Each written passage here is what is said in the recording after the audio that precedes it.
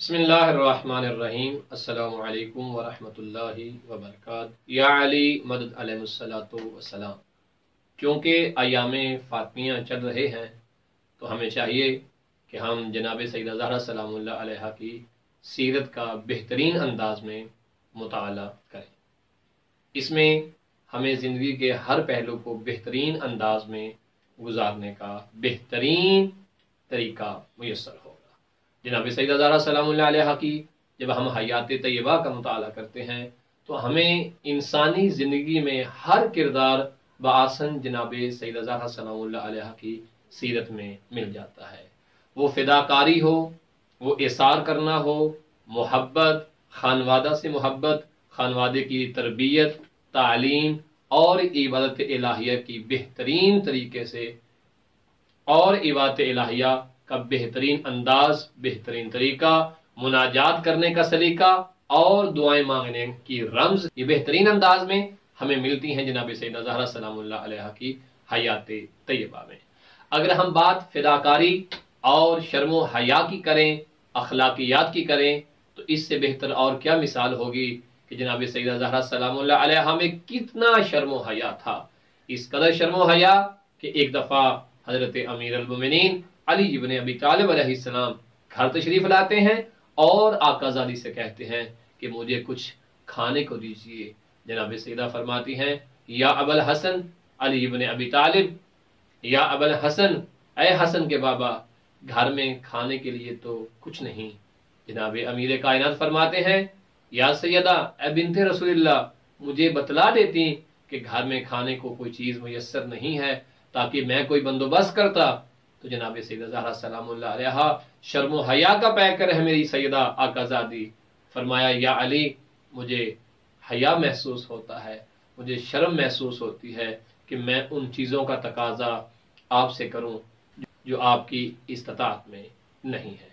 आप जानते हैं जनाब सैयदा ज़हरा सलामुल्लाह अलैहा कायनात की मालिका आकाज़ादी, लेकिन घर में फाके बर्दाश्त करती हैं, उम्मत के लिए और इंसानियत के लिए एक बेहतरीन दर्स देती हैं। और इसके साथ साथ इबादत का आलम यह है कि जनाब सैयदा ज़हरा सलामुल्लाह अलैहा पूरी रात महराब इबादत में खड़ी रहती और खुद सरकार इमाम हसन मुज्तबा अलैहिस्सलातु वस्सलाम इरशाद फरमाते हैं कि मेरी माँ यानी आकाज़ादी सैयदा फातिमा ज़हरा सलामुल्लाह अलैहा पूरी रात मुसल्ले इबादत पे खड़ी रहती, अपने खुदा से मुनाजात दुआएं मांगती। और ये जनाब सैयदा ज़हरा सलामुल्लाह अलैहा की इबादत और दुआ की कैफियत थी कि हमेशा लोगों के लिए दुआएं करती, उम्मत के लिए दुआएं करती, अपने चाहने वालों के लिए दुआएं भी करती, अपने लिए खुदा की बारगाह में कोई सवाल न रखती। इमाम हसन अलैहिस्सलाम फरमाते हैं, मैंने मुसलसल जब अपनी अम्मा जान की दुआएं सुनी और आप मुसलसल दुआएं मांग रही थी, जब मैंने तवज्जो से सुना तो अपने लिए मेरी माँ ने कोई दुआ ना की।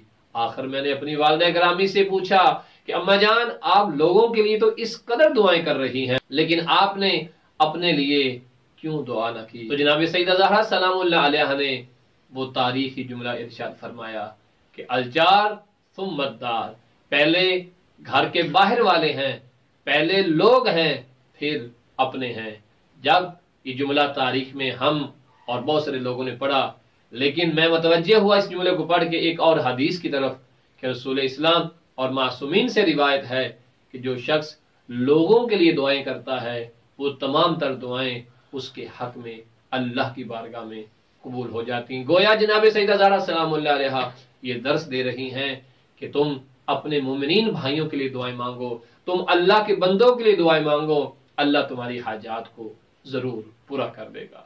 जनाब सैयदा ज़हरा सलामुल्लाह अलैहा की तरबियत का आलम क्या था कि जहां आपने हसन हुसैन की तरबियत की, जहां जनाब सैयदा ज़ैनब सलामुल्लाह अलैहा सलवातुल्लाह अलैहा जनाब उम्मे कुलसूम सलामुल्लाह व सलवातुल्लाह अलैहा की तरबियत की, वहां जनाब सैयदा फिज़ा की भी आपने तरबियत की। ऐसा नहीं है कि हसन हुसैन की तरबियत तो की, जनाब ज़ैनब और जनाब सैयदा उम्मे कुलसूम की तरबियत की नहीं, जो घर की खादमा थी आप उनकी भी तरबियत करती। और ये उस तरबियत की ही वजह थी कि जहां करबला, कूफा, शाम में जनाब सैयदा ज़हरा और मौला अली की बेटियां मौजूद थीं, वहां जनाब फिज़ा भी मौजूद थीं। اور اس طرح سے تربیت کی جناب زہرا سلام اللہ علیہ نے جناب فضا کی. جناب فضا علیہ السلام جو ہے یہ مخدومہ کی جو یہ کنیز ہے، اس قدر فقہ علم معرفت میں اس مقام پہ پہنچ گئیں، قرآن و حدیث میں اس مقام پہ پہنچ گئیں کہ جناب فضا نے 20 سال تک سوائے قرآن کی زبان کے بات ہی نہیں کی. کوئی بھی آپ سے بات کرتا، کوئی بھی گفتگو کرتا، جناب فضا قرآن کی آیت میں اس کا جواب دیتی. گویا یہ کمال جو جناب فضا کو حاصل ہوا ہے، یہ در حقیقت کمال جناب زہرا سلام اللہ علیہ کی تربیت کا تھا کہ جس نے غلام اور آقا، خادمہ اور اولاد میں کوئی فرق نہیں رکھا، بلکہ سب کی تربیت کی. وہ تربیت روحانی ہو یا معاشری تربیت ہو، قرآن و حدیث کی اور تفسیر کی تعلیم ہو، یا کسی اعتبار سے بھی تربیت کا پہلو ہو، جناب سیدہ زہرا سلام اللہ علیہ کی تربیت انسانیت کی یہ ایک بہترین مشعل ہے، ایک بہترین راہ ہے کہ جس راہ پہ چل کے ہم کامیابی تک پہنچ سکتے ہیں. اگر ہم چاہتے ہیں کہ گھرداری کے اعتبار سے، بیوی بچوں کے اعتبار سے اور ازواجی زندگی کے اعتبار سے ہمیں اگر کوئی بہترین نمونہ مل سکتا ہے تو رسول خدا صلی اللہ علیہ وآلہ وسلم کی پاکیزہ بیٹی جناب سیدہ فاطمہ زہرا سلام اللہ علیہ کی حیات ہے، آپ کی سیرت ہے، جس میں زندگی کو بہترین انداز میں گزارنے کے تمام تر پہلو موجود ہیں. لہٰذا ایام فاطمیہ میں کوئی ایک کتاب جناب سیدہ زہرا سلام اللہ علیہ کی سیرت کی ضرور پڑھیں. وصلی اللہ علی محمد وآلہ